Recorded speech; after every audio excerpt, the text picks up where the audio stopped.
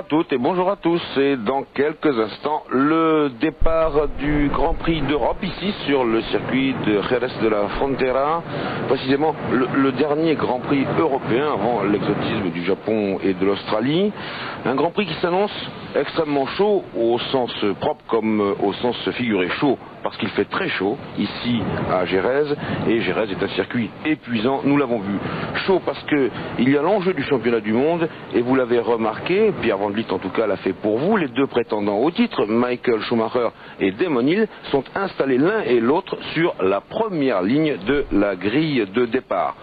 Le troisième larron dans cette affaire, ce n'est pas ici Hans Alfredsen, c'est Nigel Mansell qui fait sa rentrée chez Williams-Renault, en principe pour aider Damon Hill. Donc, on peut le dire, et cela dans le jargon de la course automobile, ça va déménager. Et puis, comme si ce n'était pas suffisant, il y a deux surprises. L'excellente quatrième position de Frentzen, donc, comme nous l'avons dit, à l'extérieur de la deuxième ligne de la grille. Et puis, la mauvaise 16e position de Jean Alesi et de sa Ferrari, qui pourrait bien effectuer la remontée du siècle. Tout cela sur un circuit où on peut désormais dépasser un peu plus facilement, Alain Prost. Peut-être un peu plus facilement.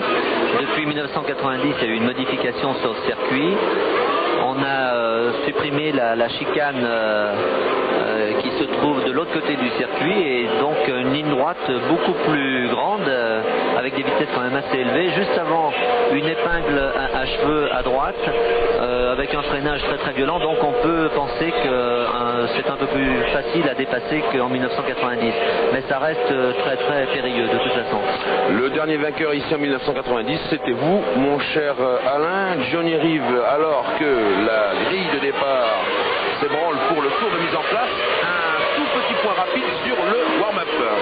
Alors le warm-up ce matin a marqué un nouveau renversement de hiérarchie entre Damon Hill et Schumacher. Damon Hill a repris l'avantage lors de cette séance à blanc peut-être, mais qui est quand même significative, car représentative des valeurs. En version course, 8 dixièmes de seconde d'avance sur Damon Hill, de Damon Hill sur Schumacher. Question, est-ce que l'Allemand, qui hésitait entre deux réglages aérodynamiques, n'a pas caché son jeu? En tout cas, sur la liste des temps, il se retrouvait coincé entre les deux Williams-Renault, Mansell ayant réussi le troisième temps derrière lui. Alors, on résume cette dernière revue de détails avant le Grand Prix d'Europe. Premier Damon Hill en 1.23.5 au warm-up au rodage de dimanche matin. Deuxième Schumacher, 1.24.4. Troisième Mansell, 1.24.4 aussi. Quatrième Hakkinen, 1.24.5. Cinquième Berger, 1.24.5 également. Alors les Français, Alesi a fait ce matin le septième temps en 1.24.9. Il revient dans le groupe de tête, Alesi. Panis à l'huitième temps juste derrière lui en 1.25.1. Herbert sur la deuxième Ligier à la 16e position en 1.25.9. Et les deux autres Français, ils ne sont que 4 les Français au départ de ce Grand Prix d'Europe. Les deux autres Français, Eric Bernard a eu le 20e temps lors du rodage avec sa Lotus Honda et Eric Comas le 22e avec sa Larousse Ford. Alors les chiffres de ce Grand Prix d'Europe ici à Jerez, c'est la 562e épreuve du championnat du monde, dont c'est la 45e saison depuis sa création en 1950. C'est la 14e épreuve du championnat 1994. Les anciens vainqueurs ici à Jerez ont été en 86 et en 89 Ayrton Senna, en 88 et en 90 Alain Prost, en 87 Mansell, soit les 5 Grands Prix d'Espagne, alors que là Schumacher vient de faire un petit essai de départ assez discret. Schumacher, il est à gauche sur votre écran. Damon Hill va venir se placer lui à droite.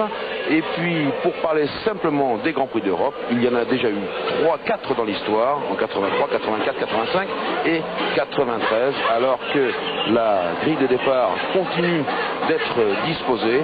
Là-bas, loin dans le fond, on va voir les dernières voitures venir se ranger. Pierre Van Vliet vous l'a dit, il y avait des problèmes sur la voiture de Brundle, mais finalement il a recouvré sa voiture de course. Dans quelques instants, le feu vert, la 14e épreuve, une épreuve décisive, même si le titre ne sera pas là au bout des peut-être 2 heures de course, eh bien quelqu'un aura fait un pas décisif, soit Schumacher à gauche, soit Damon Hill à droite. Le rouge est mis.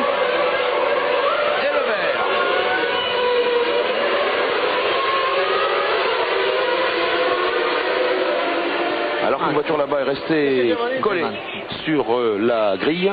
Demonil est en tête. Demonil en tête alors que c'est déjà Berger Berger qui est à l'attaque. Schumacher en deuxième position. Berger a dépassé Barrichello. Non, ce n'est pas encore fait. Pas du tout, au contraire. Et Demonil qui prend tout de suite un petit peu d'avance. Mais vous voyez que Schumacher est sur ses talons. Bien entendu, il ne le laissera pas partir. Ici, c'est Jean Alesi qui tourne devant vous.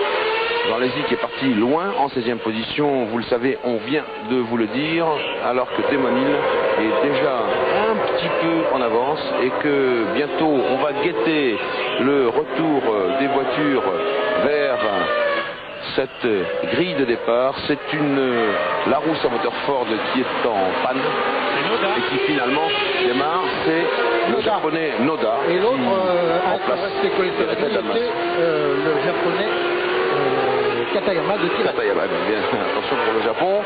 Demonil toujours en tête à l'issue de ce premier tour, devant Michael Schumacher. Ici, le virage où Donemi s'était fait très très mal et qui a été donc inversé. Avant, se prenait dans l'autre sens, c'était très rapide. Ici, on arrive vers... Mansell est très mal parti. Hein. Oui, aussi très mal parti. Sixième, je pense. Vers l'épingle. Et voilà, ils vont passer pour la première fois devant nous au bout du premier tour. Schumacher, deuxième. Frentzen 3, Barrichello 4. Je pense que Berger 5. Mansell 6, Irvine 7, Herbert 8. Très beau début de Herbert sur la Ligier Renault. Hakkinen 9, Morbidelli 10, 11 Blundell, 12 Brundle, 13 Alesi qui a donc regagné 3 places alors que le classement s'affiche sous vos yeux. Et que l'on voit les deux prétendants au titre, Alain qui s'échappe. Pas de cadeau. Oui, tout à fait normal. De toute façon, la course va se dérouler, en tout cas pour la première place entre les deux. Ça paraît logique. Les prétendants au titre en fin de saison sont toujours normalement très très forts parce que très motivés, parce que très au fait de tout ce qui se passe au niveau de leur écurie et de leur voiture. Donc ils sont intrinsèquement plus et mieux préparés que les autres. Ce qui est surprenant, c'est que Schumacher avait l'air d'avoir fait un très très bon départ et on n'a pas très bien vu ce qui s'est passé. Peut-être un petit problème au changement de vitesse. On ne sait jamais, même avec des boîtes semi-automatiques, ça peut arriver. Mais en tout cas, Demonil qui d'habitude est toujours moins bien parti cette année que Schumacher, ou en tout cas la majorité des cas, et bien pour cette fois qui est peut-être même la plus importante, et bien se retrouve en tête. Et de ce qu'on a pu voir pendant tout le week-end, on sait que la performance des voitures et des pilotes est relativement proche. Et bien sur les 2-3 premiers tours, et bien on s'aperçoit, voilà, on revoit le départ. Schumacher part bien, Demonil aussi. Mansell patine énormément. Et bon, les deux voitures ont légèrement bougé, hein, Schumacher et Demonil sur la grille au feu rouge. Hein. J'espère qu'il n'y aura pas de problème, mais en tout cas, au moins l'avantage c'est que les deux ont bougé légèrement. Donc il ne faudrait pas qu'il y ait un problème ni pour l'un ni pour l'autre. On peut dire en tout cas que le départ a été tout à fait correct. Un œil d'aigle comme le vôtre a bien repéré cela alors que nous sommes à bord de la voiture de Michael Schumacher et que l'on sait déjà qu'il y a un premier abandon et c'est celui de Christian Fittipaldi sur son Arose qui n'a pas bouclé le premier tour. Toujours à bord de la Benetton Ford de Michael Schumacher avec cette Williams Renault là-bas. On ne peut pas parler de course tactique, Alain, parce que Michael, il ne faut pas qu'il marque les 6 points de la deuxième place, mais bien les 10 points de la première place. Oui, de toute façon pour lui, c'est quand même lui qui est dans une position, je dirais, un peu plus difficile dans la mesure où ce circuit de Jerez, très sinueux, comme on le voit avec la caméra embarquée, est quand même normalement à l'avantage de sa voiture et donc de lui-même. Donc si il perdait des points ici, on peut penser qu'à Suzuka, notamment le prochain Grand Prix, ce serait vraiment à l'avantage de la Williams. Donc la tactique, elle se fait pour gagner la course, mais on ne peut pas parler de tactique pour marquer des points ou pour assurer en tout cas un résultat. Je pense que ce qui compte aussi bien pour l'un que pour l'autre, c'est la victoire et c'est donc les 10 points.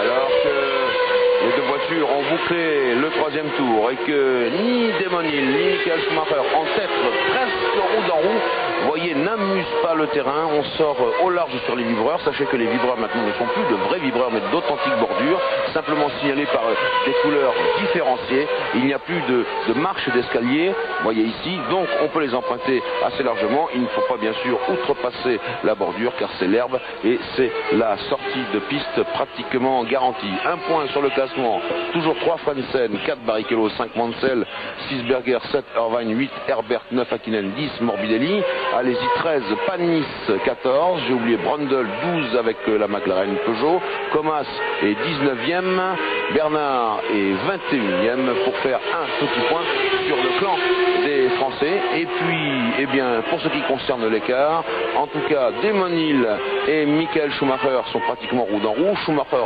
remonte un petit peu sur Damon Hill. La preuve, c'est que le meilleur tour de Damon Hill, c'est une 26,4, celui de Schumacher, une 25,8. Mais en revanche, les deux hommes sont en train de semer leur poursuivant. C'est-à-dire que Damon Hill, qui est parti beaucoup plus fort que Schumacher, a imposé au jeune Allemand d'attaquer à l'extrême avec sa Benetton. On voyait la Benetton souvent en travers dans les virages. Schumacher en venait souvent à contre-braquer pour contrôler des écarts de sa voiture. Mais maintenant qu'il a pris le rythme de Damon Hill, il semble se rapprocher de nouveau de celui-ci. Il est vraisemblable que Damon Hill, connaissant les caractéristiques du circuit de Jerez, joue avec le fait qu'il occupe la première place. Il sait que Schumacher ne pourra pas l'attaquer. Alors que l'on voit un petit peu la remontée de Mansell, on est parti pour 69 tours de 4 km 428, ce qui fait 305 km, et que là on a un paquet de furieux ici dans les positions intermédiaires, mais ce qui nous intéresse c'est Hill et Schumacher en tête. Alors avant qu'il se passe quelque chose, on va à Paris et on se retrouve dans quelques instants. Jerez dans le 7e des 69 tours de ce Grand Prix, et ça chauffe non pas pour Hill, non pas pour Schumacher, mais dans ce groupe que vous voyez composé de Frentzen, Mansell, Barrichello, Berger, Irvine et plus loin Herbert. Ils sont roue dans roue. Déjà plusieurs tentatives de Mansell pour attaquer Frentzen. Il s'est un peu calmé là pour l'instant, Nigel, mais vous voyez que ça sort très au large. Un groupe extrêmement chaud, Alain. Oui, très chaud. On a vu un dépassement de Mansell sur Barrichello, très chaud. Dans la ligne droite d'ailleurs, il s'est déporté, mais très tard. Et à l'endroit d'ailleurs justement qui a été modifié, où la ligne droite est beaucoup plus grande, et c'est là de toute façon où apparemment les dépassements peuvent se faire. Mansell est beaucoup plus rapide que les autres voitures apparemment dans le virage qui conditionne cette ligne droite, mais partout ailleurs ça semble problématique. En tout cas les deux leaders du championnat devant taillent la route. C'est un écart déjà de 16-17 secondes entre le leader Hill et puis le troisième Frentzen. On peut penser que Nigel, qui ici commence à avoir du mal, il est souvent à l'extérieur, pourra retrouver normalement sa troisième place qu'il avait sur la grille de départ, mais il semble un peu moins bien que les tours précédents. En tout cas, les deux leaders vraiment ne semblent pas du tout inquiétés. Ce qu'on constate, Alain, c'est que quand même le rythme de Frentzen n'est pas aussi fort qu'on le croit, puisque vous voyez que derrière ça se regroupe tout doucement, ça resserre. Exactement, il y a beaucoup de voitures dans les 5-6 secondes, du 3e jusqu'au 9e, avec une très bonne performance de Herbert et Laligier qui suit le train et qui revient même un petit peu. C'est pas facile sur ce circuit. On le voit d'ailleurs dans ces images d'attaquer et de tenir le rythme en même temps. Alors que les deux premiers ont la route parfaitement libre, aucune perturbation aérodynamique. Schumacher se tient un petit peu à l'écart, peut-être même volontairement pour l'instant. On peut imaginer que ça peut être volontaire. En tout cas, il n'y a certainement pas, comme on le disait au début du reportage, un gros écart de performance entre les voitures, entre les deux voitures de tête. Oui, absolument. Johnny, un petit point sur ceux qui remontent, ceux qui sont en train de faiblir derrière. Eh bien, la remontée la plus flagrante, c'est celle qu'effectue Nigel Mansell, puisqu'il occupe actuellement la 4e place. Il était 6e au premier tour, il a dépassé tour à tour Berger et puis Barrichello. Et tandis que derrière le groupe de chasse dont Herbert ferme la marche, eh bien, un autre groupe revient sur ce groupe-là, c'est celui qui est emmené par Mika Hakkinen sur la McLaren et qui comprend Morbidelli, Blundell, Brundle sur l'autre McLaren Peugeot, ainsi que Jean Alesi. Jean Alesi est toujours à la poursuite de la place qu'il mériterait. Allez-y, 13e, Panis 14e, alors que le classement s'affiche sous vos yeux. et qu'on s'apprête encore et toujours à savourer quand même la course de Demoni. Il faut résister. Hop, une McLaren. Et c'est... Brundle annonce le réalisateur de la télévision espagnole. Eh bien, dommage pour Brundle qui était en 12e position. Il a peut-être eu aussi un problème. Alors est-ce un problème de moteur, est-ce un problème de boîte? Là, ça apparaît quand même pour être un problème de moteur. Mais on sait qu'au Grand Prix d'Espagne, précisément à Barcelone, la fumée avait jailli comme ça. C'était une boîte qui avait un embrayage qui avait centrifugé et une boîte qui avait explosé. Ceci change-t-il le classement pour notre jeu top position? Eh bien, on va le voir tout de suite. Top position.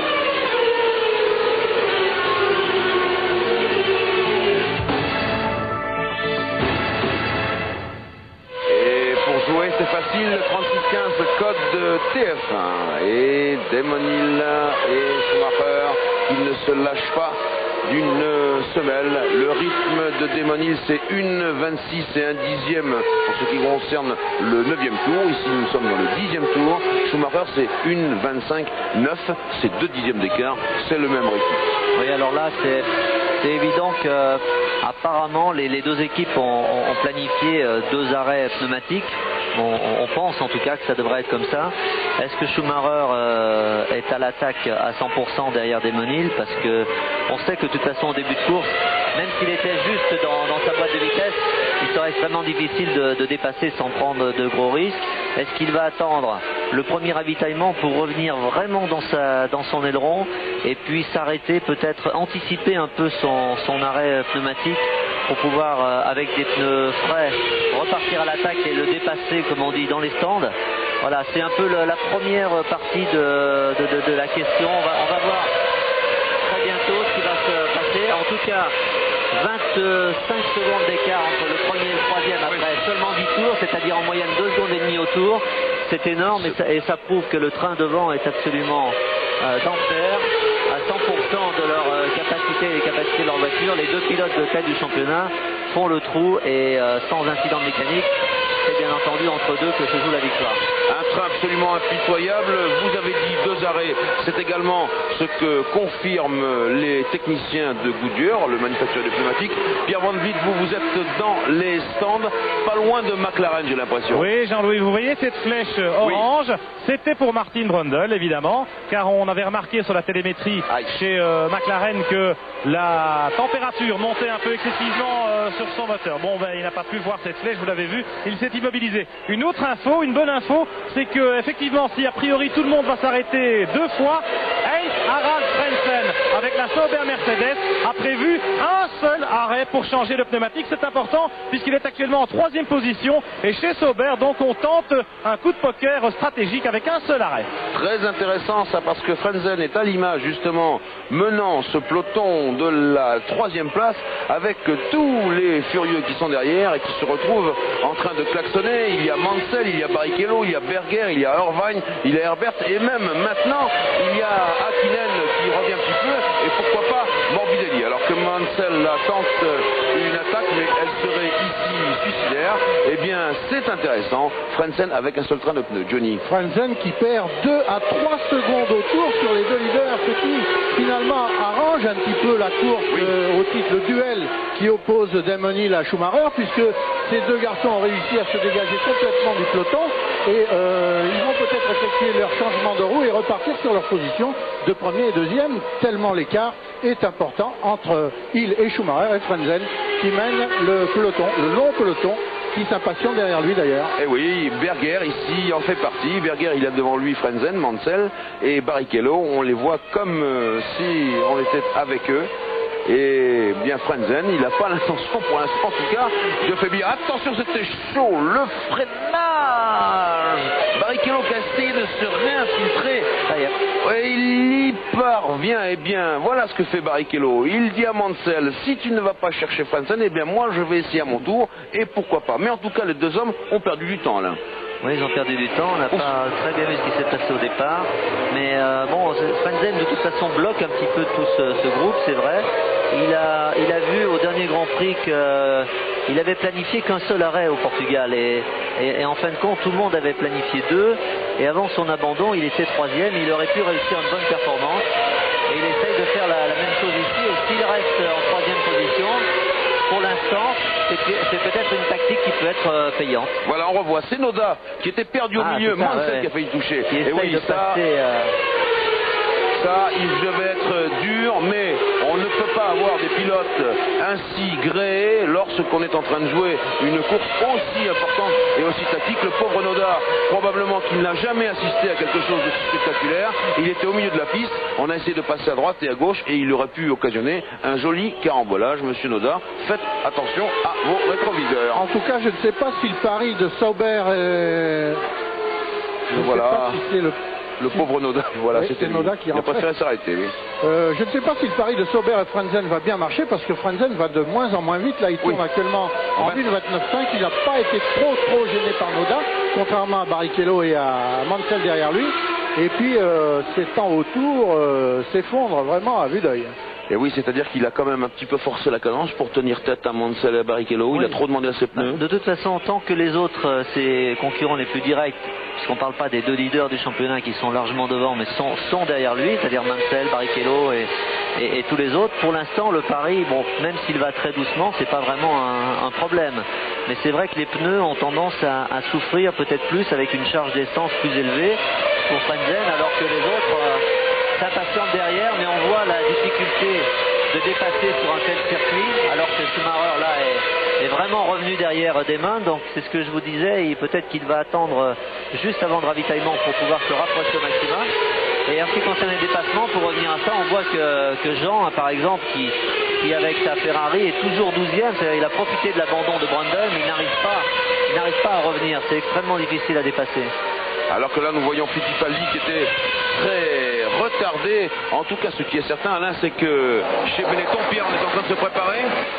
Oui, eh bien, vous venez d'entendre Christian Fittipaldi qui va dire chez Benetton, on s'oriente peut-être vers 3 arrêts. Parce que Schumacher va rentrer. En tout cas, on a préparé la flèche sur son panneau. Les mécaniciens s'apprêtent.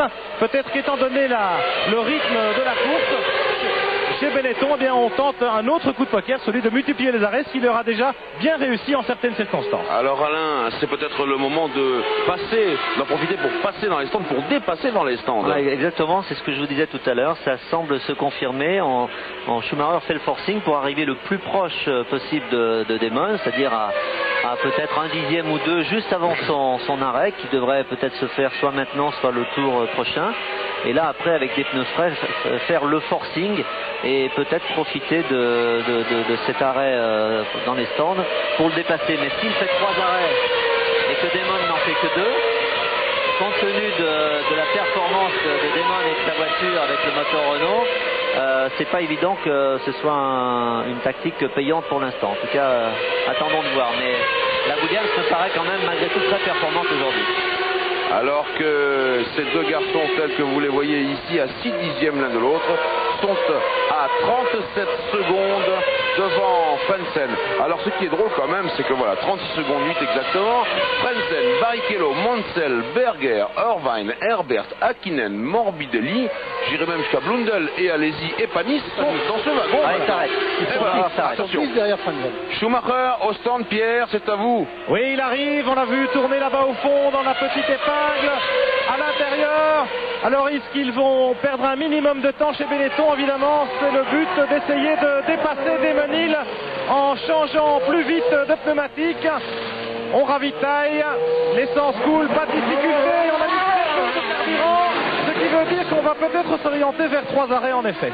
6 secondes et 8/10, c'est pas mal du tout, alors que la caméra du réalisateur espagnol a du mal à retrouver Damon Hill. Le voici, Damon, son dernier tour était en 1:25,742, et il faut quand même bien savoir que quand on a un arrêt de 6 secondes 8 au stand, Alain, c'est plus que ça en réalité. On perd à peu près, en tout cas sur ce circuit, une quinzaine, entre 15 et 20 secondes, donc on voit 17 secondes. Et Nigel Mansell qui s'arrête à son tour. On ralentit, Mansell? Ou j'ai rêvé? Non, non, mais écoutez, dans les stands, et on doit rouler à 80 km/h ici, Jean-Louis, sur ce pit lane assez étroit. Mansell, évidemment, qui était en difficulté en début de course derrière Frentzen. Oui, c'est ça, il y a quelque chose qui ne va pas. Oui, il y a un problème mécanique sur la Williams-Renault. On va aller aux nouvelles.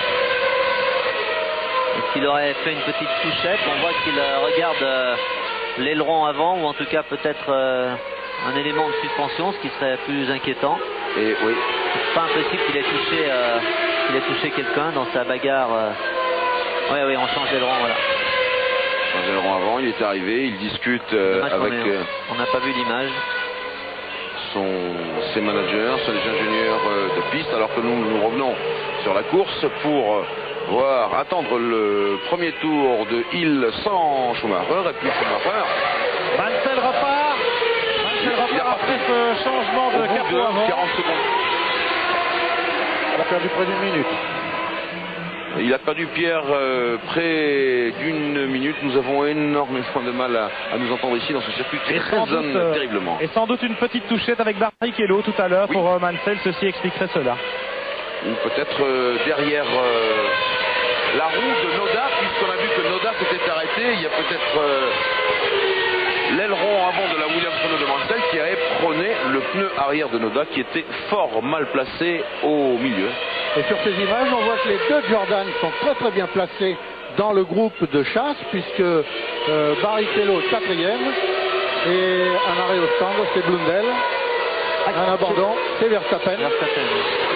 Verstappen qui effectue un tête à queue, qui se retrouve dans le bac à sable. Verstappen qui est sorti il se passe des choses. Hein. Qui a dégagé Manu Militari, il le voit là, Verstappen il a freiné un peu trop tôt. C'est en bagarre avec deux Césaris apparemment. A-t-il essayé de le freiner plus tard que d'habitude pour dépasser l'Italien?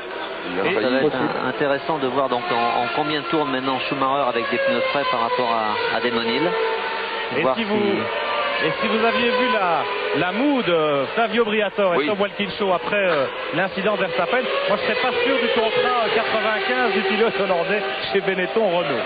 Oui, parce que là il y a le titre pilote mais il y a le titre constructeur, et là autant l'arrêt de Mansell était aussi une mauvaise nouvelle pour le titre constructeur pour Williams et Renault, et l'arrêt de Verstappen en est bien sûr une autre pour l'écurie Benetton.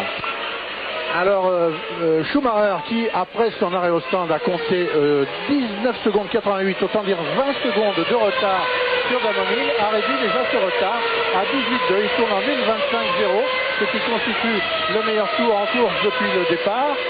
Pas étonnant puisqu'il a des pneus frais. Et donc il revient sur Hill. Maintenant reste à savoir si le fait que Hill apparemment doivent s'arrêter une fois de moins gagnera dans cette stratégie ou pas. Chez Williams-Renault, on s'apprête à accueillir Damon Hill parce que les pneus sont déjà sortis des couvertures chauffantes. On attend le leader. Le classement. Alors là c'est pas une bonne nouvelle pour Damon Hill et Williams, parce que s'ils font autant d'arrêts que la Benetton, ça veut dire que Schumacher aura déjà fait au moins 2 tours en pneus frais. Et voilà Damon qui s'arrête, et on peut penser que Schumacher prendra la tête de la course après cet arrêt ravitaillement.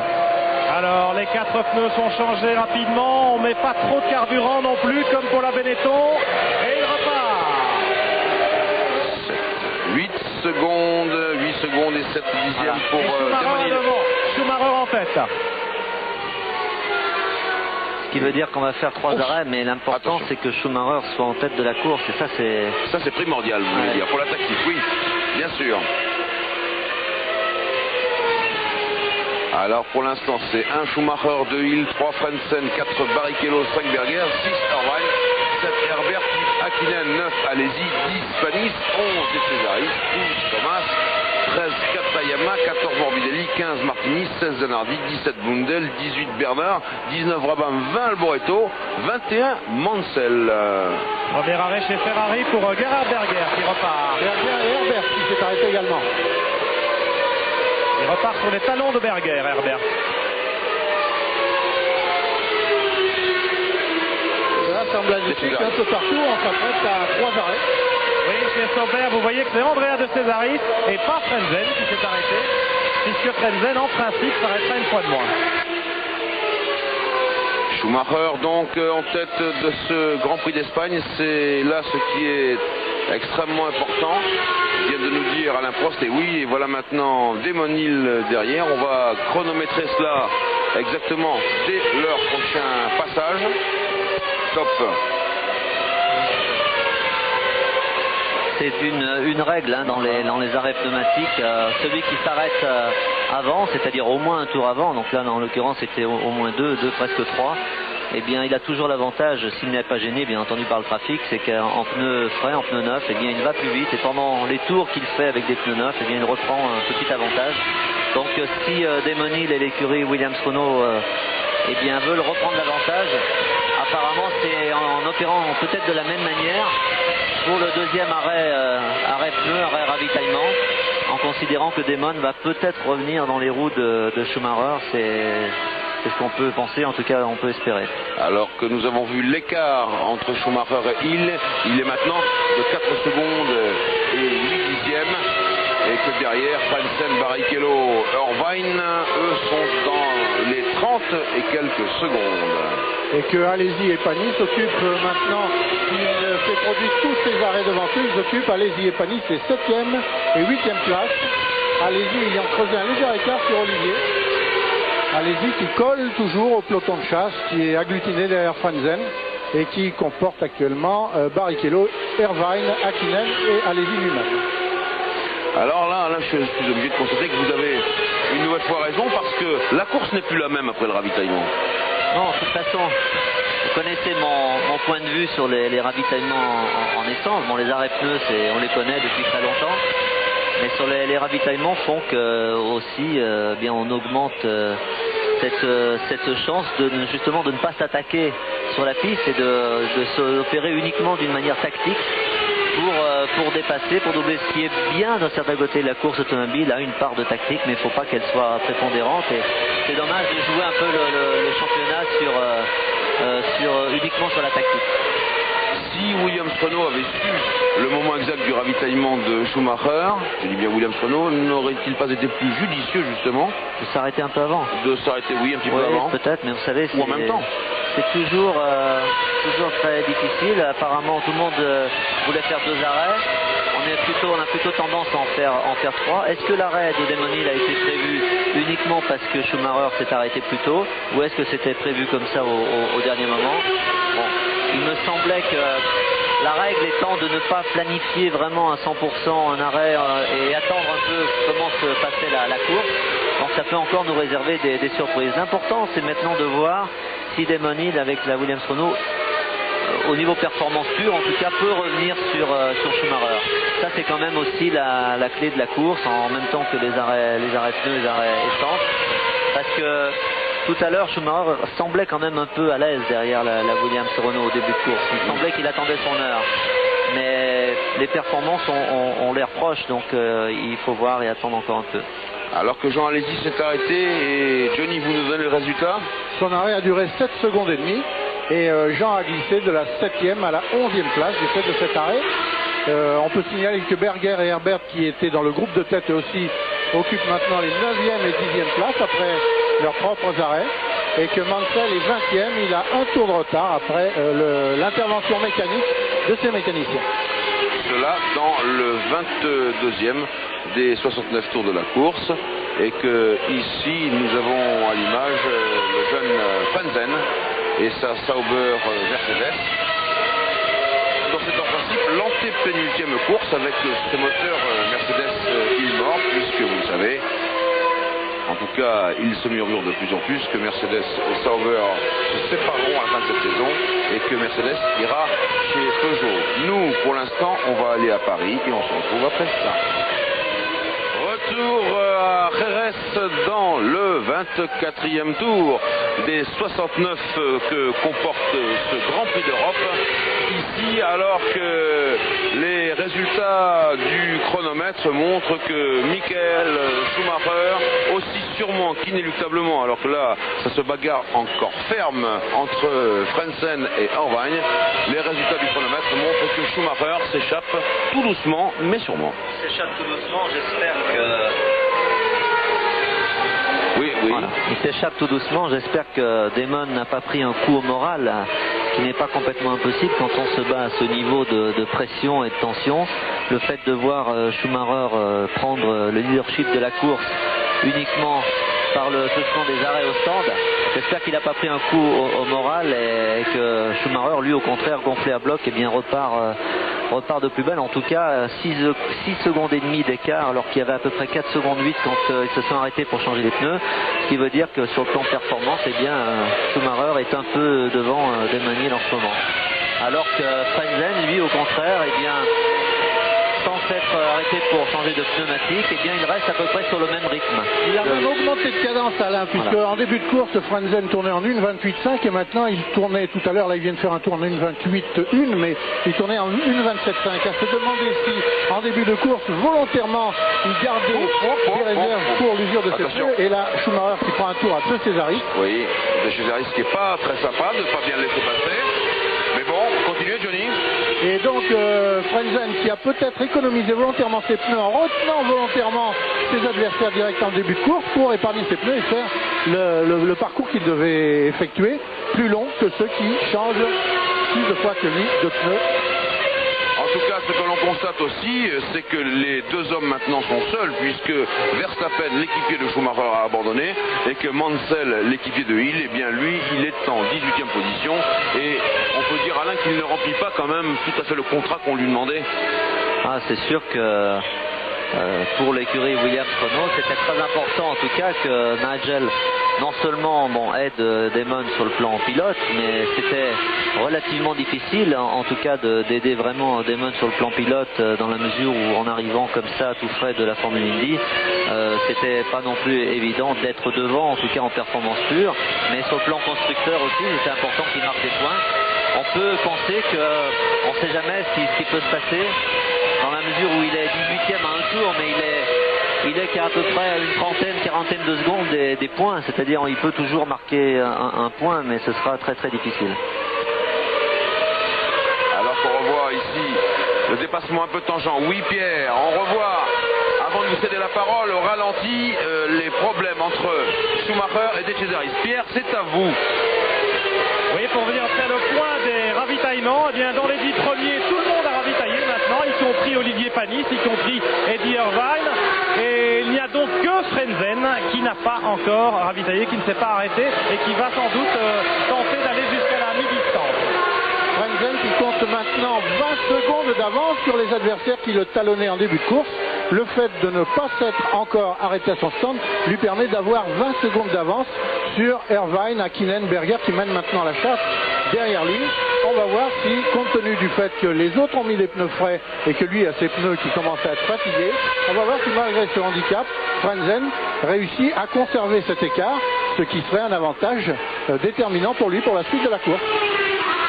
Alors que le classement s'affiche sous vos yeux, 7 secondes et 6 dixièmes entre Schumacher et Hill. Attention, bien sûr, si les choses restent en l'état, rien n'est perdu pour la course au titre mondial, puisque pour l'instant, un point seulement, Johnny, sépare les deux pilotes, je crois. Voilà, un point les sépare, et quel que soit le résultat de ce Grand Prix d'Europe, eh bien tout restera à jouer au Japon dans 3 semaines et en Australie la semaine d'après. Alors que nous allons jouer tout de suite, pendant que c'est un petit peu calme, au jeu top position.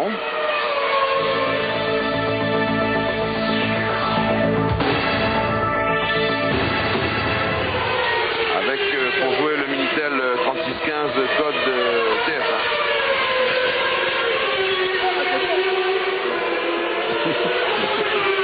Damon Hill là avec la Williams-Renault. À la chasse, mais qui lève un petit peu le pied. Le rythme, c'est Schumacher 1,25,7. L'autre rythme, c'est celui de Hill, 1,26,7. Mais maintenant, il y a tout de même le dépassement des pilotes retardataires. Donc tout ça, c'est un peu élastique quand même. Exactement, mais Damon a, semble-t-il, été gêné plus que Schumacher pour le dépassement. On a vu, il a fait 2 tours où il a perdu pratiquement 1 seconde à chaque tour par rapport à Schumacher. C'est un peu aléatoire, mais vraiment, il ne semble pas en mesure de revenir à la régulière. Voilà, ça c'est pratiquement une seconde perdue. Ça, c'est De Cesaris. Voilà. Rappelez-vous un Grand Prix du Japon, je crois que c'était en 1988 où il avait perturbé la marche de plusieurs pilotes, dont la vôtre d'ailleurs, Alain. Ouais, c'est très aléatoire, vous savez, de temps en temps vous vous dépassez très facilement, vous perdez pas tellement de temps, et puis quand tout se met à aller pas très bien, et puis on fait un peu confiance. J'imagine que Damon là n'est pas dans une situation vraiment très bonne sur le plan psychologique, mais tout à l'heure on parlait du championnat. C'est vrai que le championnat n'est de toute façon pas perdu. On parlait aussi du fait que ce circuit est quand même plus à l'avantage de Schumacher et de sa Benetton, et que l'essentiel en tout cas pour Damon et l'écurie Williams-Renault, s'ils n'arrivent pas à gagner ce Grand Prix, c'est bien entendu de au moins terminer deuxième et de préserver les chances pour des circuits qui seront de toute façon plus favorables, et notamment Suzuka la prochaine fois. Mais de toute façon, Alain, rien n'est perdu, puisqu'il subsiste encore au moins un changement de pneumatique et un ravitaillement pour les deux hommes, et vous le savez, tout peut arriver. Néanmoins, l'écart est maintenant de 10 secondes à l'avantage de Schumacher. Voici Damon Hill qui roule avec 10 secondes de retard sur l'Allemand. Ça sera quand même difficile à refaire, 10 secondes, en tout cas à la force des poignets ou à la force de son moteur. Alors que ici, les Williams-Renault ont reçu encore quelques modifications. On travaille beaucoup chez Williams-Renault. On continue de travailler dans l'optique du titre mondial, avec notamment une suspension arrière modifiée et puis un moteur V10 Renault très adapté à ce tourniquet, pardonnez-moi l'expression, puisque ici le moteur doit s'exprimer aux environs de 50% à pleine charge sur un tour, alors qu'un circuit classique avec des très hautes vitesses de pointe, eh bien, on se promène avec 60-65% de pleine charge sur un tour lancé. Bernard Dudot, lui, a fait travailler ses hommes sur la souplesse d'utilisation du moteur Renault. Je crois que c'est quand même l'un des avantages de ce moteur. Mais de l'autre côté, chez Ford, on a fait aussi la même chose.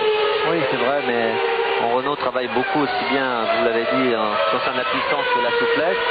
Je crois que les pilotes vraiment sont très heureux du moteur, et sur ce genre de tracé, ça ne leur pose aucun problème.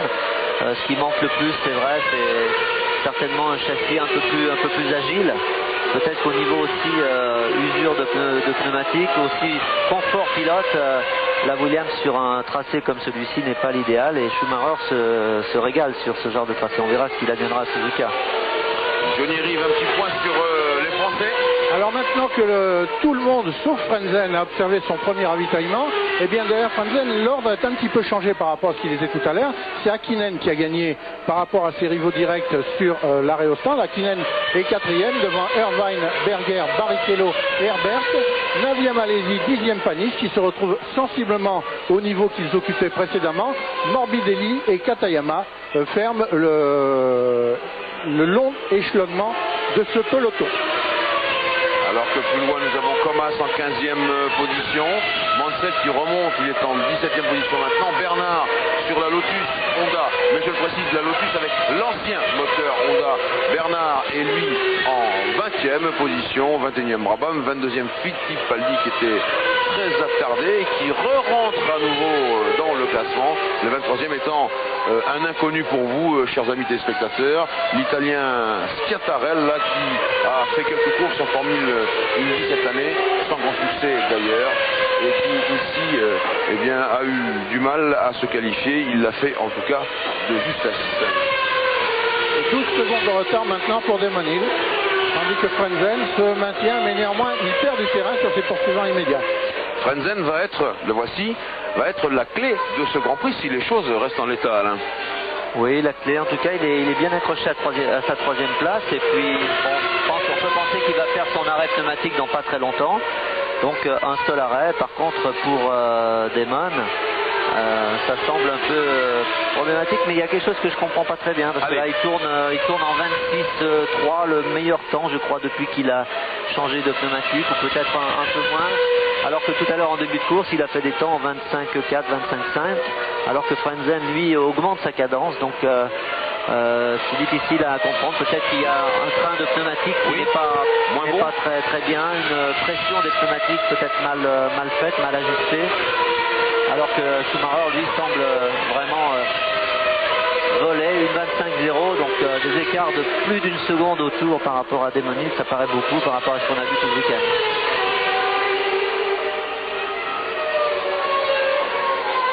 Frentzen, toujours alors que Schumacher s'apprête a dépassé Yukio Katayama. Katayama qui occupe la 12e place, malgré son départ complètement raté. Il est maintenant 12e, Katayama. C'est ce que nous disent ce genre de circuit extrêmement tortueux. Oui, il vaut mieux passer de cette façon. C'est-à-dire qu'on peut penser que Hill et Schumacher, ou plutôt Schumacher et Hill, pour dire le bon ordre du classement, eh bien, vont être les seuls à terminer dans le même tour, parce que, en tout cas, peu avant la mi-course, nous sommes dans le 32e tour, le Grand Prix en comporte 69, eh bien, il y a déjà 13 voitures qui ont été dépassées avec un tour de retard maintenant. Pierre Van Vliet. Oui, Jean-Louis, alors qu'on approche le cap de la mi-course, vous l'avez dit, on se prépare chez Sauber à accueillir Heinz-Harald Frentzen pour la première fois, et chez Benetton, on est déjà prêt à changer les pneus de Michael Schumacher pour une deuxième fois. C'est vous dire si beaucoup d'activités, beaucoup d'animations nous attendent ici dans les stands. Ça s'anime chez Benetton, c'est vrai. Me poser la question de savoir si, apparemment Benetton va faire donc 3 arrêts. Poser la question de savoir si Damon Hill pourrait faire que 2 arrêts. Ça, ce serait une explication au fait qu'il tourne quand même beaucoup moins vite que Schumacher. Donc on aurait mis peut-être un peu plus d'essence et c'est pas impossible. Comment aurait-on réglé les voitures, Alain, pour ce faire? Là, malheureusement, c'est plus la pression des pneumatiques qu'il faut très bien ajuster. Le réglage des voitures, vous savez, depuis qu'il y a eu l'abolition des suspensions actives, ne se fait plus de l'intérieur. Donc le réglage est fait une bonne fois pour toutes. Damon était très content du comportement de sa voiture ce matin. C'est pour ça que cet écart quand même assez conséquent avec ce deuxième train de pneumatique me fait un peu douter. Attention, ça se précise du côté de l'équipe Benetton Ford, alors que là, Schumacher prend un xème tour à Schiattarella qui remplace Jean-Marc Boulon sur la Civic, qui ne le remplace pas d'ailleurs avantageusement. On suit toujours Schumacher en tête de ce Grand Prix. Va-t-il rentrer dans les stands pour son deuxième arrêt ravitaillement? En tout cas, cela paraît imminent. Toujours dans les stands, on est prêt. Le virage, qu'on peut appeler le virage Donnelly. Ensuite le grand droite derrière. Ils sont prêts, voilà. Voilà. Vous voyez, c'était prêt. Tout est prêt chez Benetton. Les mécaniciens se préparent, se concentrent. Alors comme il faut 20 secondes à peu près, les pilotes perdent 20 secondes compte tenu de la décélération, de la réaccélération et de l'arrêt lui-même, Damon Hill va sans doute récupérer au moins momentanément la première place. Pas de problème à signaler.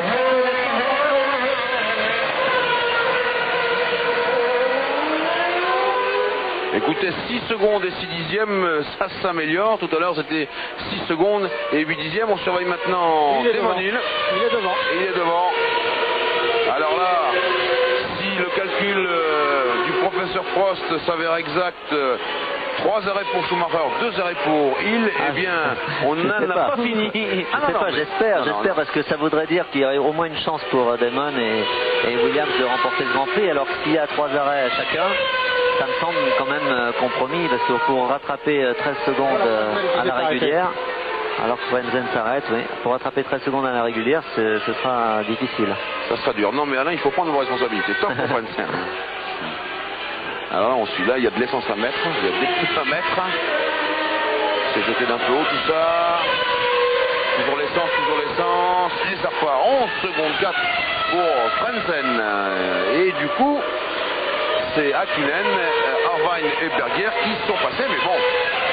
Eux aussi doivent s'arrêter encore une deuxième fois, alors que je crois que la caméra de Pierre Van Vliet et de Jean-Luc Villemont nous montre Martin Brundle qui se morfond chez McLaren. Alors là, ça va être intéressant de voir Schumacher qui va normalement et naturellement revenir sur Damon Hill. Et bien entendu, si Damon Hill ne fait pas d'arrêt tout de suite pour les pneumatiques, Schumacher va être beaucoup plus vite. Est-ce qu'il va prendre les risques pour le dépasser? Alors que s'il reste derrière lui, au risque de perdre bien entendu du temps, après il resterait un arrêt pour les deux voitures et il se retrouverait non pas à égalité mais quand même avec une situation plus confortable pour Damon. Eh bien on suit ça. Très compliqué, faut être presque ingénieur. Oui, mais il faut toujours confiance. D'où la difficulté des arrêts pneumatiques, enfin arrêts ravitaillement. C'est un peu trop compliqué. Je peux vous apporter une toute petite précision, Alain, c'est que tout à l'heure, lors de son premier tour, départ arrêté, Damon Hill avait perdu 4 secondes sur Schumacher qui lui était lancé, et là c'est l'inverse, Schumacher a perdu 3 secondes seulement dans son tour départ arrêté sur Damon Hill qui était lancé.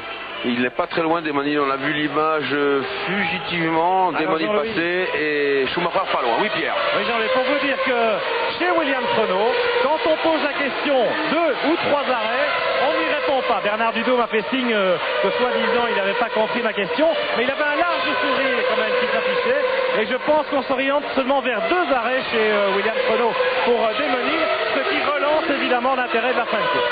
Pierre, dites à Bernard Dudot que vous venez de l'apprendre à la poste. Non, Damon s'arrête. Hein, attention. Oui, c'est juste. Damon s'arrête. Oui, ils sont prêts, chez Williams. Ils sont prêts à accueillir le pilote anglais, mais ce serait peut-être son dernier arrêt.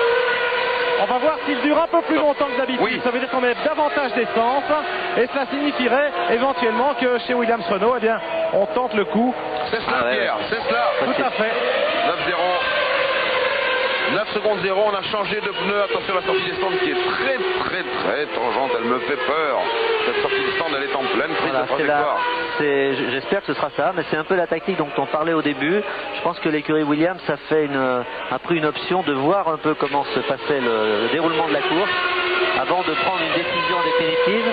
Le fait qu'ils ont vu certainement, ils ont regardé que Frentzen ne s'arrêtant qu'une fois, voyant que ses temps n'évoluaient pas tellement, au contraire même allaient plutôt en s'améliorant pendant la première partie de la course, eh bien ça leur fait penser que justement les pneus ne se dégradent pas tellement et que ça vaut peut-être le coup de prendre le risque de ne s'arrêter que 2 fois au lieu de 3 pour Schumacher certainement. Le classement tête, Schumacher redevenu premier à la place de Damon Hill, il est deuxième, Hakkinen avec sa McLaren Peugeot est troisième, Irvine 4, Berger 5, Barrichello 6, Frentzen 7, Herbert 8, Panis 9, Alesi 10, 11e Katayama, 12 Morbidelli, 13 Blundell, 14 De Cesaris, 15 Mansell, 16 Thomas, 17 Martini, 18 Zanardi, 19 Alboreto, 20 Bernard, ça n'a pas changé, 21 Brabham, 22 Fittipaldi, 23 Scattarella. Alors toujours 13 secondes 9 d'écart, c'est beaucoup quand même. Hein. On est chez Damon Hill. Alors on est chez Damon Hill, j'espère qu'il va pouvoir dépasser, car là aussi c'est la clé du gain ou de perte de temps, bien entendu. Derrière en retardataire, c'est facilement 1 ou 2 secondes autour. C'est deux Cesaris. Encore une fois, c'est pas le plus facile. Voilà, il ferme la porte. Oui. C'est une demi-seconde. Bon, il est gentil, Andrea, c'est sûr. C'est un vieux briscard, mais tout de même. C'est pas dur pour Damon, hein. 19 secondes. Beaucoup. Oui, c'est beaucoup parce que, regardez, il faut perdre encore plus de temps. On sait qu'un arrêt fait à peu près perdre 17-18 secondes. On est difficile. Alain Prost, on est dans la fourchette là. On peut espérer mieux. On est juste, mais il ne faut pas que ça dure plus longtemps que ça. Or, les Cesaris, c'est bien. Il faut le comprendre aussi. Il joue sa carte. Et là, Damon embarque pas mal d'essence. Oui. Hein, c'est-à-dire qu'il il a pas loin de, je sais pas, on peut imaginer 90 litres peut-être en réservoir, donc c'est pas mal d'essence. La voiture est un peu moins. Voilà. Alors que ça a failli toucher aussi, et puis que les pneus, ma foi, eh bien, ont été endommagés un petit peu. Chaque blocage, c'est pas bon. Un tour complet derrière De Cesaris pratiquement. Et ce n'est pas fini, Alain, attention, il faut pouvoir mieux sortir de l'épingle, que lui mieux accélérer. Voilà cette épingle qui se négocie en deuxième. Il y arrive, voilà, bravo. Et allez, ça repart. 3e, 4e, 5e, 6e. Il a perdu 4 secondes. Et, bien sûr, ici, on négocie en deuxième. Un coup de 3e rapide ici. Et puis à nouveau la deuxième. C'est un circuit vraiment qui est épuisant. C'est presque Monaco, c'est Budapest. Et puis 3e, 4e, 5e. Un petit bout droit bientôt ici pour souffler. 6e, une grande courbe ensuite. Et on attaque. Alors que Damon Hill va bientôt prendre un tour à Oui, c'est ce que je voyais. On attaque un bout droit en 6e. Et puis on revient à nouveau dans les tourniquets. 5e, 3e, 4e, 2e. Bon, très épuisant. C'est épuisant. C'est un circuit très fatigant et c'est surtout un circuit où il est difficile de tenir un rythme constant tout le temps parce qu'il y a on double beaucoup de voitures, il y a beaucoup de poussière en dehors de la trajectoire. L'adhérence change pratiquement continuellement d'un tour à l'autre. C'est vraiment une concentration très, très dure. Peut-être pas aussi dure que Monaco quand même, mais c'est pas facile parce que ça va quand même plus vite qu'à Monaco. Hein. Il y a une partie très très rapide, vous l'avez dit, beaucoup en 4e, 5e. Ce qui est vite. C'est très vite, c'est plus de 200 km/h, 220 km/h. Demonil toujours en 2e position à 24 secondes de Schumacher et qui revient, vous l'avez dit, sur Nigel Mansell en 14e position. Quand il sera prêt à le dépasser, eh bien nous serons revenus de Paris. À vous. Jerez pour ce Grand Prix d'Europe dans le 40e tour d'une course qui en comporte 69, alors que sur la piste ça se bagarre sérieusement et que je crois, Pierre Van Vliet, vous n'êtes pas loin de Martin Brundle dans le stand de l'écurie McLaren Peugeot. Absolument, avec Martin Brundle qui est au micro de notre confrère américain de ESPN pour l'instant. On attend quelques secondes avant de vous le proposer. Eh bien, dès que vous l'interviewé, et là nous suivons Frentzen qui est aux prises avec les Ligier Renault. Johnny, un point sur le classement rapide. Frentzen donc à l'image qui occupe la 7e position. Il précède actuellement de très peu Johnny Herbert sur la mieux placée des Ligier, lequel est suivi par Olivier Panis. Olivier Panis qui a pris l'avantage sur Jean Alesi. Tout à l'heure, l'ordre entre les deux Français, 9e et 10e de ce Grand Prix d'Europe, était Alesi 9e, Panis 10e. C'est maintenant l'inverse. Et les 4 voitures roulent en formation très serrée. Alors que avec oui, Martin Pierre. Brundle, un petit mot rapide. Martin, what happened to you in the beginning of the race? Well, we lost my race car Martin, on qu'est-ce the qui vous grid est arrivé? with a small water leak. J'ai vu Maybe que you know. les cadrans, la température montait de plus en plus. Et malheureusement, nous avons eu un gros problème de moteur.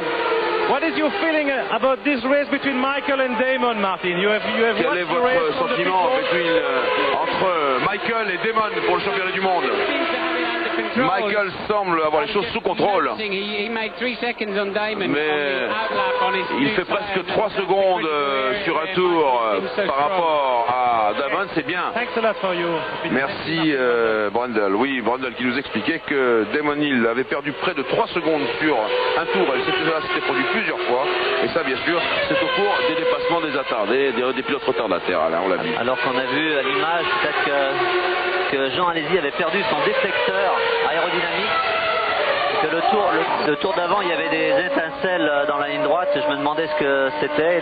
Juste après la ligne droite descendre, il a perdu son déflecteur, donc sa voiture va être certainement un peu moins bien balancée aérodynamiquement. Ravitaillement éclair pour Mika Hakkinen avec l'autre McLaren Peugeot encore en course, bien placé. Là aussi on ravitaille très vite, ça veut dire qu'on embarque relativement peu de carburant. Mika Hakkinen qui était en 6e position. Le classement maintenant, c'est Schumacher devant il à 27 secondes. Et ensuite un groupe composé de Irvine et Berger. Plus loin nous avons Barrichello qui est à peu près tout seul. Hakkinen, vous l'avez vu, qui vient de ravitailler. Et puis un autre groupe de chasse composé de Frentzen, Panis et Alesi. Et comme vous l'avez dit, Alesi a perdu un déflecteur, moyennant quoi eh bien, la Ferrari va être plus rétive à conduire, plus difficile, moins d'adhérence. Hop, je crois même qu'il a un autre problème, hein, j'ai l'impression. C'est-à-dire là. Je me demande s'il n'a pas un problème de moteur. Voilà. Ah oui, il est en train de baisser sérieusement de cadence. Oui, tout le monde passe et repasse. C'est bien. Alors que nous avons Berger en 4e position. Jean est en train de solliciter sur son volant. À moins qu'il se soit simplement écarté pour laisser passer Schumacher, qui lui a pris un tour. Peut-être. Mais Vous savez, il a l'air de s'être remis à la cadence des autres. c'est pas impossible. Peut-être qu'il a été simplement à l'extérieur et on a vu un peu de poussière simplement de la piste. Ah non, regardez. On l'attend au stand. En tout cas, il y a Berger maintenant qui rentre pour ravitailler chez Ferrari. Top pour Berger. Et allez-y, effectivement, il y avait un nuage de fumée inquiétant dans le sillage de sa voiture. Berger repart. Vous savez, c'est pas du tout impossible qu'en perdant le déflecteur, il y a une pièce qui soit allée dans le radiateur. Et peine maximale et là Jean Alesi sera alors obligé de s'arrêter. Il est encore, il va passer encore devant nous pour un tour possible. Et on a vu un panneau Alesi box. Et oui, il faut rentrer le plus vite possible. Est-ce que sa voiture va tenir le tour supplémentaire qu'il ne faudrait pas justement dépasser? En tout cas, Alesi, lui, il était en 9e position, alors que Berger était 4e et après son ravitaillement, Berger est 6e. Deuxième arrêt pour Nigel Mansell avec la Williams Renault numéro 2. Nigel Mansell qui est plus du tout dans le coup, vous le savez, ni pour la gagne, ni même pour aider son équipe à marquer des points au championnat des constructeurs. Ce sera peut-être son objectif en cette fin de course. Mansell, un arrêt de 8 secondes. Mansell qui est en 14e position. Alors que Schumacher va bientôt prendre un tour à Jean Alesi ou Gerhard Berger. Je n'ai pas bien vu. Non, c'est Berger que ça se passe. Oui, Pierre? Oui, c'est Berger. C'est Berger et c'est le signe que la Ferrari n'est absolument pas compétitive sur ce type de circuit, Alain. Oui, Berger se débrouille pas mal, mais c'est certainement pas la voiture idéale et surtout pas le moteur idéal, car les pilotes se plaignent beaucoup de la souplesse de leur moteur.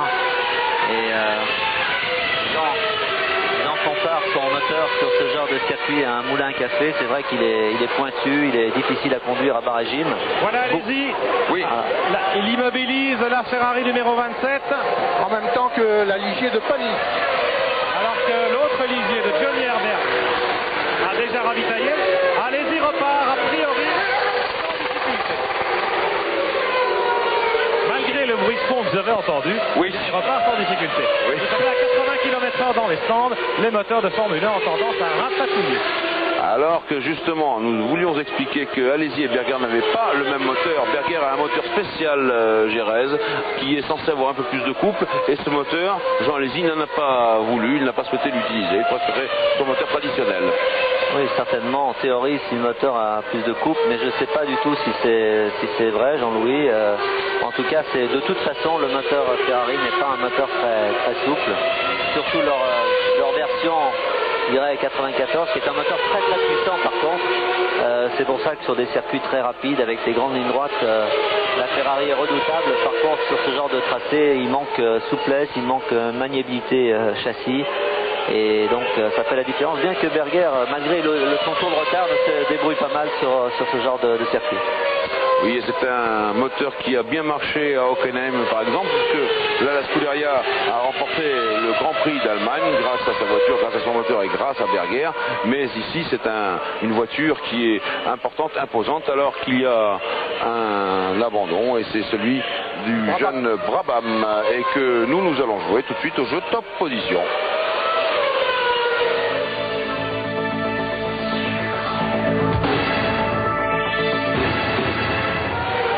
Et c'est facile, 36-15, code TF1, c'est le moment d'en profiter. Attention Jean-Louis, attention chez Williams Renault. Il semblerait qu'on se prépare à nouveau pour un arrêt. Alors ça voudrait dire que Damon Hill finalement ne s'arrête pas 2 fois, mais sera peut-être bien contraint de s'arrêter malgré tout à 3 reprises. En tout cas, on a vu un panneau IN avec un drapeau anglais, comme Mansell vient de ravitailler. On se demande si ce n'est pas pour Damon Hill. Les mécaniciens sont prêts. Eh bien, ce disant, Pierre, Alain Prost a fait une drôle de moue. Ça lui plaît pas du tout cette arrêt de Damon Hill. Ben oui, parce que ça voudrait dire que ses chances sont maintenant à la régulière complètement perdues, bien qu'elles étaient de toute façon largement amoindries. Alors éventuellement, ça peut être la sécurité, c'est-à-dire bon, on pense qu'on a perdu la course et qu'on fait un arrêt pneu pour être plus sûr et pour assurer le coup, pour pas avoir de problème d'usure de pneumatique ou en tout cas d'adhérence précaire en fin de course pour doubler les retardataires. Ça peut être aussi une solution. Encore une fois, la deuxième place n'est pas une très mauvaise chose pour Damon Hill et pour l'écurie Williams Renault sur ce genre de tracé. Donc il faut absolument préserver pour eux les chances intactes pour les 2 derniers Grands Prix. Une deuxième place, c'est 6 points et pour l'instant, il y a 1 point d'écart entre les 2 pilotes. Le classement, c'est 1 Schumacher, 2 Hill, 3 Irvine, 4 Barrichello, 5 Hakkinen, 6 Berger, 7 Vanzen, 8 Morbidelli 9 Katayama, 10 Herbert, 11 Panis, 12 Lundel. Ensuite il y a Mansell, Martini, Alboreto, Zanardi, Bernard, Fittipaldi et c'est tout. Il y a 19 voitures classées, les autres ayant abandonné. Le dernier à avoir abandonné étant le jeune David Brabham. Et le cap des 30 secondes d'écart entre Schumacher et Damon Hill vient d'être franchi. 31 secondes 9 d'avance pour Schumacher. Alors fausse alerte, c'est Mansell qui s'arrête chez Williams. Nouvel arrêt, donc peut-être des petits problèmes en ce qui le concerne. Et donc Damon Hill continue. C'était bien le panneau de Mansell qui signifiait Hill. Écoutez, Mansell, on ne peut pas dire qu'il part le couteau entre les dents là, parce qu'il prend le temps de baisser sa visière, il prend le temps de passer la première, de démarrer tranquillement. Bon, eh bien, Mansell pour l'instant il est 15e, et on ne peut pas dire qu'il soit d'un grand secours pour Damon Hill. On pourrait donner des nouvelles de Jean Alesi sur lequel on a eu à propos duquel on a eu des doutes tout à l'heure. Et Jean Alesi a repris la course après son ravitaillement. Il est toujours derrière Panis. Il a 4 secondes de retard, mais en tout cas, sa Ferrari a l'air de tenir le coup. La fumée qu'on a pu voir, pour l'instant, n'a aucune conséquence dramatique pour Jean. Peut-être que c'est difficile d'imaginer une fumée sur une voiture de course sans incidence. Mais sait-on jamais. Peut-être que c'est une petite fuite d'eau et on peut pas dire qu'elle s'est stabilisée comme ça par miracle. J'espère qu'il pourra aller au bout.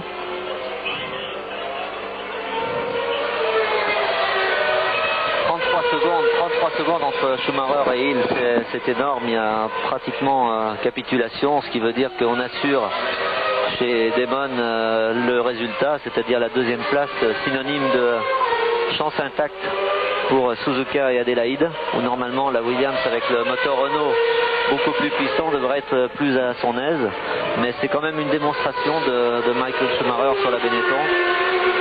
Et plus que la voiture, je suis plutôt tenté de parler du pilote, dans la mesure où c'est un retour quand même assez exceptionnel qu'il nous fait, dans une situation psychologique très difficile, après 2 grands prix de suspension, un peu nerveux, d'ailleurs on l'a vu dans ses déclarations d'avant-course, mais sur la piste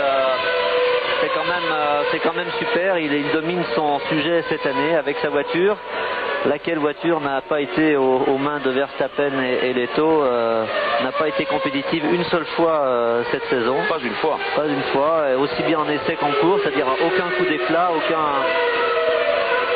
aucune performance notable, donc une domination quand même et une supériorité sur le plan pilote de Schumacher par rapport à ses coéquipiers d'un jour.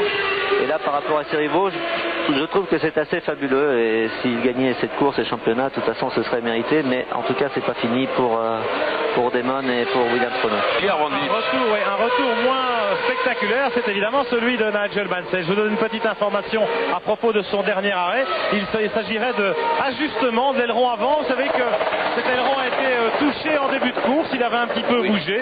Et là, Nigel n'était pas satisfait de la tenue de route de sa voiture. Et il est rentré pour faire modifier quelque peu son réglage d'aileron avant. C'est peut-être pas vraiment la toute grande motivation dans le chef de Nigel. Il y a fort à parier, Pierre, que c'est en touchant la roue arrière de du japonais Noda, que Nigel Mansell a touché cet aileron. On lui a changé, mais il ne devait pas être très bien réglé. Il a demandé peut-être un peu plus d'appui à l'avant. L'avantage de s'arrêter pour faire un réglage d'aileron avant et l'inconvénient de perdre 18 secondes me paraît quand même être d'un calcul assez aléatoire. Un calcul à courte vue, vous voulez dire. On revient, là c'est Jean Alesi qui est en 12e position. Ça fumait encore tout à l'heure, oui. Excusez-moi, mais je persiste. Ce sera inquiétant quand ça ne fumera plus. Oui, exactement. Ça veut dire qu'il n'y aura vraiment plus d'huile dans ce moteur et là, on pourra craindre le pire. J'ai plutôt l'impression que c'est de l'eau, mais... Oui, ou de l'eau. Attention, ça c'est Mika Hakkinen avec Michael Schumacher, alors que précédemment, nous voyions... Hop, c'est allé loin, il y a du sable. Avec une voiture arrêtée dans le bas-côté. Dans le bac à gravier, nous voyions... Ah, oh, c'est Mansell. Ah ben ça alors... Et il est bien posé sur le ventre de sa Williams. Si vous voulez mon point de vue, je pense que c'est la fatigue, parce que C'est pas évident de passer de la Formule Indy à la Formule 1 sur ce tracé. Et c'était un doute personnellement que j'avais, c'est non pas sur les capacités à faire un temps aux essais, mais surtout à tenir le coup physiquement. Ça doit pas être évident pour Nigel. C'est un pari quand même très osé. Alors que Michael Schumacher a quelques problèmes, on va voir comment ça va se passer ici, pour attaquer Mika Hakkinen qui braque sec devant. Bien sûr qu'il y a la profondeur de champ des caméras qui joue, mais enfin Hakkinen pour l'instant il est en troisième position. C'est dire troisième parce que Irvine vient de s'arrêter à son stand. C'est dire la cavalcade en tête de Schumacher et dans une moindre mesure de Damon Hill. Alors qu'on essaie ici de dégager la voiture de Mansell. Un détail, voilà comment il est sorti. Mansell trop au large au livreur et il y va directement. Alors, quand même Alain, un autre détail qui nous a fait ce matin, qui nous a alerté, c'est que ici Mansell a refusé d'avoir, je dis bien refusé d'avoir l'assistance de direction. Alors c'est à plus rien y comprendre. La Williams Renault a une direction assistée, et bien ici il ne l'a pas voulu, c'est ce que nous ont dit les techniciens. Je ne sais pas pourquoi, ça c'est des questions vraiment purement feeling pilote. Oui. Ça c'est ce qu'il préfère, c'est peut-être pour une question d'habitude, il n'a certainement pas l'habitude de conduire ça, donc peut-être qu'il préférait sur le plan confort personnel. Très curieux tout de même qu'il n'arrive pas à se satisfaire d'une Formule 1 alors que la Formule Indy c'est une voiture beaucoup plus lourde et que récemment il a piloté à Laguna Seca. Oui, c'est une voiture lourde, mais attention, il y a une grosse différence entre une voiture lourde sur le plan du poids de la voiture et une voiture lourde sur le plan de la conduite, c'est-à-dire lourdeur au volant. C'est chaud parce que le problème d'Hakkinen en réalité c'est qu'il braque très tard et il braque très brutalement. On pense toujours qu'il vous laisse passer, mais pas le cas. Oui, la lourdeur de la voiture, vous l'avez surtout par l'appui, par la charge aérodynamique. Et une Formule 1 est beaucoup plus chargée aérodynamiquement qu'une voiture d'Indy. Donc la voiture d'Indy est peut-être beaucoup plus lourde en termes de kilos, mais en termes de charge aérodynamique, ça n'a rien à voir, beaucoup plus légère, beaucoup plus facile donc à conduire. Est-ce que Schumacher va rentrer au stand de Benetton, Pierre Van Vliet? Évidemment, il n'arrive pas à passer Hakkinen sur la piste, alors chez Benetton. De toute façon, ils avaient prévu un troisième arrêt et ils le programment maintenant. Voilà, ils sont prêts, les pneus sont sortis de leur couverture chauffante, les mécaniciens se préparent, ils s'équipent avec les petites lunettes de protection anti-feu. Chez Benetton, vous savez qu'on est très très prudent puisque c'est dans cette équipe qu'on a vécu le seul ravitaillement vraiment difficile cette année avec le terrible incendie à la voiture de Verstappen au Grand Prix d'Allemagne à Hockenheim. Alors que l'on suit toujours cette bagarre avec ce Mika Hakkinen qui ne veut pas céder. Et vous l'avez dit Alain, le danger c'est qu'il braque toujours au dernier moment. Voilà, attention Pierre, c'est à vous. Eh bien oui, c'est à nous, c'est à eux surtout, les mécaniciens de l'équipe Benetton. Alors on est pour ou contre les ravitaillements, mais les mécaniciens ont beaucoup de responsabilités sur les épaules aussi parce qu'il faut que cette opération ne coûte rien au leader du Grand Prix, au leader du championnat du monde. Et on a plutôt tendance à être prudent et à ne pas trop précipiter les mouvements dans ce dernier arrêt, dans la mesure où on sait que Schumacher sur la piste a course gagnée.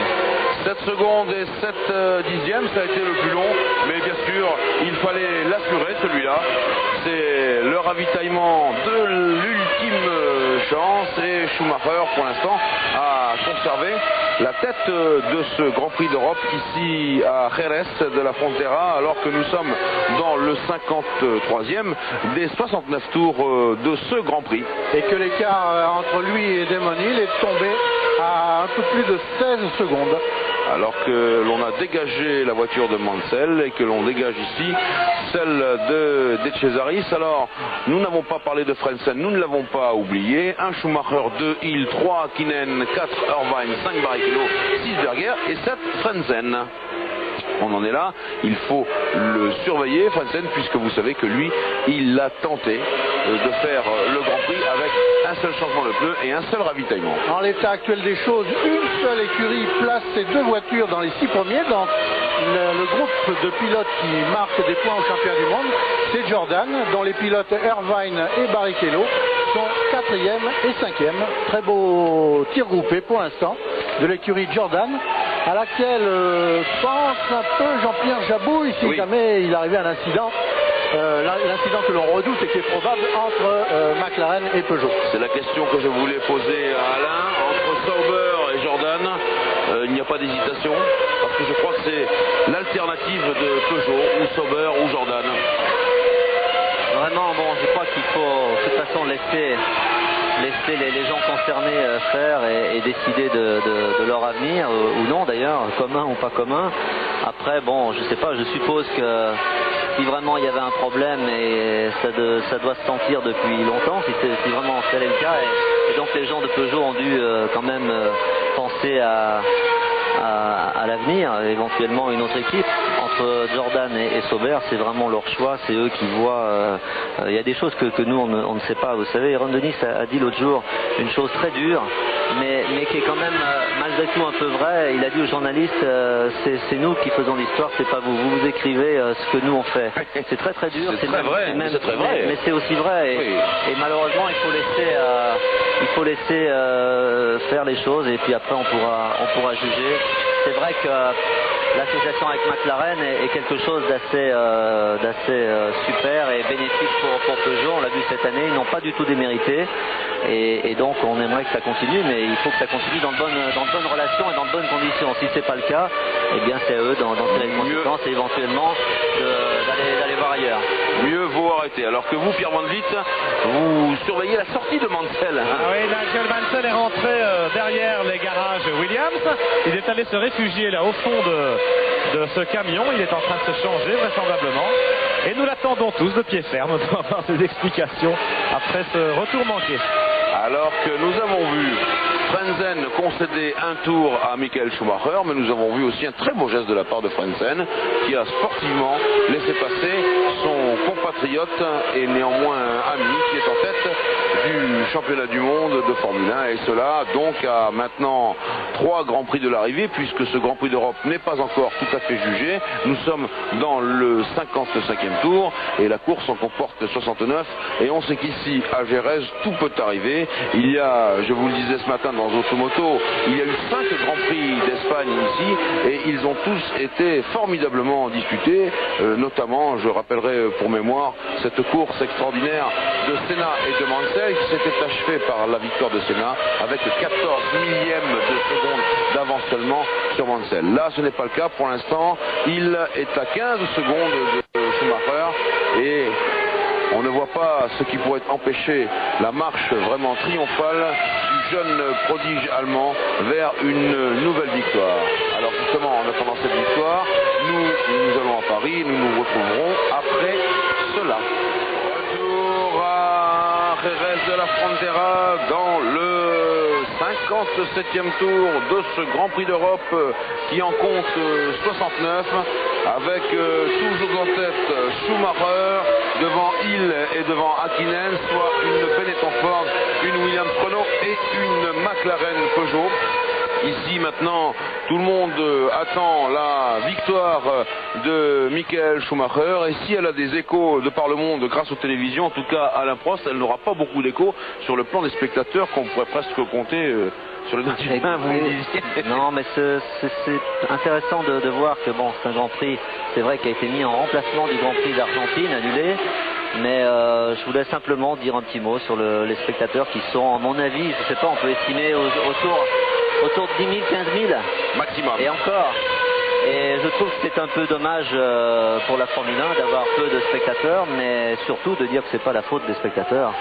C'est quelqu'un me disait ce matin, on paye 1000 francs, ou on demande 1000 francs pour les places ici, alors qu'il n'y a absolument qu'une course et même pas de course annexe. Et je trouve dommage de voir ce spectacle de gradin vide encore une fois. Donc si les gens de la fédération et je sais pas, les constructeurs, les sponsors, si ça pouvait quand même essayer de faire quelque chose pour attirer un peu de monde sur les circuits, je pense qu'en mettant les places un peu moins chères, ça devrait déjà un peu aider quand même. Oui, car il est vrai que s'il n'y a pas la foule, s'il n'y a pas le nombre de spectateurs suffisant, eh bien ce n'est pas tout à fait la même chose. On a l'habitude de Monaco, certes petit, mais c'est toujours bondé. On a l'habitude de Monza, où quand même les tifosi viennent en masse. Et ici, on est dans cet endroit un petit peu désert, un petit peu curieux et somme toute un petit peu surréaliste, n'est-ce pas, Johnny Rive? Bien sûr, mais là, bagarre assez tendue entre Häkkinen et Irvine pour la 3e place, la conquête de la 3e place qu'occupe actuellement la McLaren Peugeot du Finlandais. Et à voir la résistance qu'il a opposée tout à l'heure à Schumacher, le leader de la course qui lui prenait un tour. On se demande si Irvine arrive à revenir sous son aileron arrière, s'il trouvera un passage entre les roues de la McLaren et le bord de la piste. Et voilà qui va être extrêmement difficile.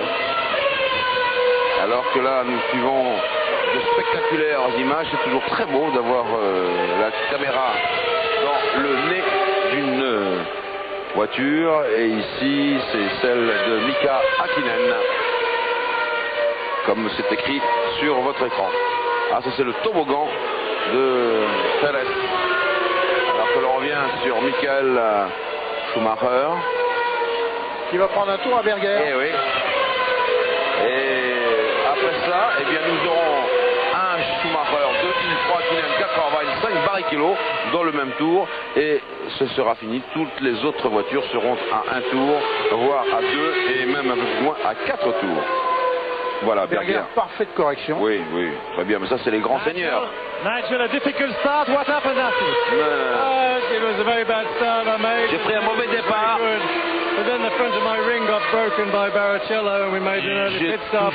And then the car wasn't the same again. And the end result was I lost the back end around the fast left-hander and had a big spin, and that was my fault. It was an interesting day. Thank you. Was it physically difficult? Est-ce que c'était difficile? I'm just a little bit disappointed. Non, je suis oui un petit peu déçu. Il dit, Nigel dit donc qu'il a touché Barrichello et qu'il a eu un problème d'aileron qu'on a vu, donc il s'est arrêté pour changer d'aileron. Et il dit qu'après la voiture n'était pas tout à fait pareille et qu'il a perdu le contrôle de la voiture dans la grande courbe qu'on a vu d'ailleurs. Et il est parti en tête à queue, qu'il est très, très déçu, apparemment pas fatigué mais très déçu. Ce n'était donc pas Noda, c'était Barrichello qui est en 5e position. Oh là, ça fumait sur le freinage, j'espère. Barrichello d'ailleurs. C'est Barrichello qui est en 5e position et qui est précédé par Irvine, son équipier. C'est bien serré à droite pour laisser passer Schumacher, qui lui prend un tour, à lui aussi. Oui, Irvine qui fait quand même une très belle saison. On a parlé beaucoup, même énormément de Barrichello depuis le début de l'année. On a parlé d'Irvine, mais souvent en mauvais termes, puisqu'il a quand même été impliqué dans pas mal d'accrochages ou d'incidents. Mais jamais, disons, du bon côté. Et pourtant, il est quand même assez souvent devant Barrichello. Et c'est quand même assez intéressant parce que c'est un peu le propre de la Formule 1 et d'ailleurs un peu le problème, c'est que suffit qu'un pilote fasse une très très bonne performance et on en fait déjà une star et en tout cas du pilote de demain, alors que bon, des gens comme Irvine qui sont peut-être un peu plus discrets sont considérés un peu au second plan, alors qu'il fait mieux que se défendre par rapport à lui. Bien sûr, et ça c'est la justice immanente, et nous l'avions dit en son temps à la Fédération internationale, au moment du Grand Prix du Brésil, Irvine ne portait pas seul la responsabilité de cet accident qui aurait pu être catastrophique, et finalement tout le monde s'en était à peu près bien sorti. Course très serrée, car si Schumacher et Hill sont très très nettement détachés sur le restant du peloton, en revanche le peloton est échelonné en quelques 30 secondes entre Häkkinen qui est 3e, Irvine, Berger, Barrichello, Frentzen, Katayama 8e, 9e Herbert, 10e Panis, 11e Alesi et 12e Morbidelli. Tous ces hommes sont groupés en très peu de secondes. C'est un chapelet qui s'égrène le long du circuit de Jerez, et donc on peut constater qu'il y a eu assez peu d'abandon jusqu'à maintenant, puisque 19 voitures sont encore en course et que ma foi, occuper une 10e place, c'est pas si mal dans ce contexte. Nous sommes maintenant dans le 61e tour, plus que 8 tours pour Michael Schumacher, soit un peu plus de 35 km avant de rallier la ligne d'arrivée. On n'en dira pas plus, on ne va pas lui porter malchance, mais Schumacher pourrait emporter ici la 8e victoire de sa saison. Et vous savez, il l'a dit lui-même, nous l'avons nous aussi dit plusieurs fois, il a été suspendu pour 2 courses. C'est là le retour du grand Michael, on va l'appeler comme cela maintenant. En tout cas, il fonce maintenant avec 24 secondes d'avance sur Damon Hill, qui a été son rival le plus constant au cours de ce Grand Prix d'Europe à Jerez, où nous avons eu un petit peu tout en même temps, c'est-à-dire nous avons eu Mansell, nous avons eu Schumacher, nous avons eu un certain nombre de remplacements, et l'on sait maintenant eh bien, que la saison ira totalement à son terme. Il faudra attendre le Japon et l'Australie pour savoir qui est champion du monde, et somme toute, on ne peut pas rêver mieux, Alain. Non, Michael, s'il gagnait la course, bien entendu, peut être champion du monde au Japon. Hein. Mais en tout cas, on n'a pas eu vraiment la course qu'on attendait. On pensait quand même avoir une lutte beaucoup plus serrée entre Schumacher et Damon Hill, ce qui prouve encore une fois on l'a vu depuis le début de la saison, les essais et la course sont 2 choses très différentes, et que pour battre Schumacher en course avec sa voiture, eh bien il faut que ses adversaires, eh bien, soit, oui, c'est une crevaison de Barrichello, c'est pour ça qu'il s'est arrêté et que Berger est passé 5e. Pour que les adversaires battent Schumacher en course, eh bien, il faut qu'il soit largement devant aux essais, c'est-à-dire qu'il a intrinsèquement sa voiture et lui-même sont plus performants en course qu'aux essais. Peut-être pas seulement pour des raisons de performance, mais aussi de confort, de régularité, confort de conduite. La Williams a l'air quand même encore et toujours un peu difficile à conduire et peut-être fatigante pendant la course. Une petite anecdote, Jean-Louis, c'est que chez McLaren, eh bien, il y a eu une panne électrique et tous les écrans de contrôle chez McLaren sont éteints, ce qui a poussé Ron Dennis et Mansour Roger à aller à côté chez Peugeot pour suivre la course en compagnie de leur partenaire motoriste. Voilà, dans les détails actuels de leur relation, bah, c'est rigolo. Gauche à droite, Jean-Pierre Jabouille, et puis Jacques Levacher, Ron Dennis et puis Mansour Roger. Alors que nous revenons ici sur Michael Schumacher et cette splendide Benetton Ford, très constante comme voiture, une voiture dont on ne dira jamais assez les qualités, une voiture assez réduite dans ses mesures avec un moteur extrêmement performant. Voiture sans gros défauts, avec certainement pas une qualité propre, mais sans de points de défaut, qui fait que c'est ce qu'on appelle une voiture homogène. Et le pilote peut s'exprimer en toute quiétude à son volant, et c'est ce que fait admirablement Schumacher. On peut même dire, Alain, je crois que sa plus grande qualité, c'est d'avoir Schumacher au volant, parce que pendant l'absence de Schumacher, on a vu que les Benetton étaient complètement absentes de la bagarre en tête. Verstappen et Netto, malgré toutes leurs qualités, ce sont de très bons pilotes, n'étaient pas là comme Schumacher, qui non seulement est à l'avant, mais il est devant. Ah, exactement. C'est pour ça que je disais sans de gros avantages techniques. Mais bon, il faut le dire quand même pour les gens qui ne le savent pas, qui ne suivent pas quotidiennement la Formule 1, quand Schumacher, après ses 2 courses de suspension, est revenu la semaine dernière au Portugal, eh bien, il a pris la voiture de Verstappen, non, même pas sa voiture, la voiture de Verstappen, il est allé pratiquement, je pense, 1 seconde et demie, 2 secondes plus vite, donc sans que ce soit très dur pour Verstappen, il faut quand même dire les choses comme elles sont, il est au-dessus pour l'instant. Ce que vous avez dit d'ailleurs, Alain, au moment du Grand Prix du Portugal, c'est que l'homme conservait l'avantage sur la machine, et à ce propos, nous avons reçu un volumineux courrier à TF1 nous disant, eh bien oui, c'est ça qu'il faut dire, c'est vrai que s'il n'y a pas le pilote, eh bien à ma foi, la machine, elle a beau être la meilleure du monde, elle n'était pas bien classée, et on l'a vu effectivement avec les Benetton Ford sans Schumacher. Alors après la crevaison de Barrichello, qui a glissé au classement, qui est maintenant 13e, eh bien il n'y a plus d'écurie qui place ces 2 voitures, ces 2 pilotes dans les 6 premiers.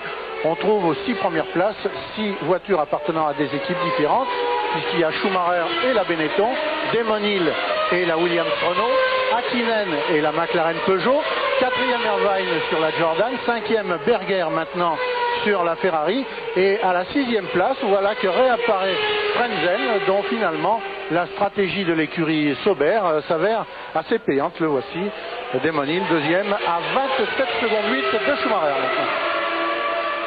Damon Hill et sa Williams Renault,